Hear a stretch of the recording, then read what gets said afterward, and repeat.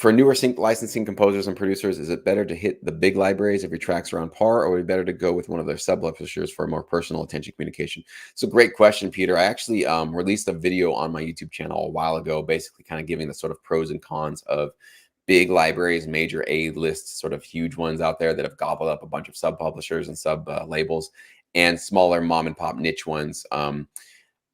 There's pros and cons to both. I personally think that partnering with the smaller, more boutique companies, it's pretty much what you guys are getting access to in SyncEdge, is the smarter approach, because then you can be a bigger fish in a smaller pond, right? So if you go join a Megatrax, an Extreme Music, any of these big APM, any of these huge publishers, yeah, you definitely get access to a lot more clients and a lot more opportunities, but you also get access to have a lot more competing tracks that your tracks sort of stand against. So now you're just 12 tracks in 40,000 or 50,000 or even maybe 100,000, right? Some of these are just massive. So when you go to a smaller company, a more boutique company, probably usually a mom and pop, kind of a smaller company, they still have great relationships. It doesn't mean that they get like garbage relationships. They can still have really strong relationships, but your tracks now are only competing against a couple of thousand other ones, right? Not tens of thousands.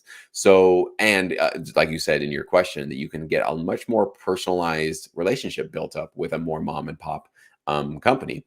So when it comes down to who is going to be your best advocate, is it going to be a major corporation that has hundreds of employees and has thousands of composers, right? Who can probably give you a little bit more attention to yourself, be your advocate, really try to pitch you, try to get on the phone with you, try to email you. I'm not saying it's impossible with those bigger companies, but certainly it's less likely. It would be more likely that a small mom and pop company, somebody who gets your submission, says, I like this, I'm going to talk to you, let's get on the phone, and wants to have a conversation with you and knows you, and your phone number is in their cell phone and your email is on their short list, that kind of a thing, you'll start to see that this really is a people business. I mean, there's definitely an element of, your music just has to be the right amount of just licensability for a particular project, and that's kind of an impersonal thing. But if your library CEO loves you and it's just like, one of your fans loves your music, like he or she is going to try to pitch you, right? Because they're like, man, I want Peter to get some placements. I really like what he's doing. I'm going to always kind of put him sort of up front and center when they have opportunities that require his music. So if somebody likes you and they love working with you and you have a good relationship with them, they want you to win, right? Because they're going to win too. They're going to get some royalties and maybe a sync fee out of it. So you guys are both winning. But if there's a personal investment there with a smaller company, I really do think that that's the smarter approach. And that's why all the libraries that I submit to, or that I offer to you guys in SyncEdge, are those smaller boutique mom and pop shops. But you can see as these, as I review all of these libraries, they don't have small mom and pop placements. These are major A-list, huge placements. Some of them, big blockbuster movies, TV shows, commercials, brand names, that kind of thing, right? And video games, even some of them. So don't mistake a smaller company with smaller placements, because that's not true at all.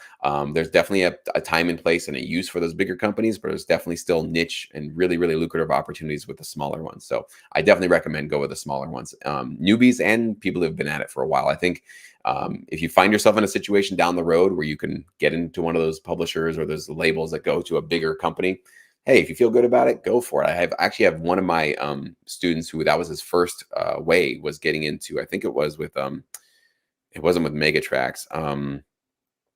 I forgot which one it was. It might've been APM. I can't remember actually which one it was, but it was one of the big ones. And it was basically his first way into the business. He got some really awesome, generous consideration fees along with it.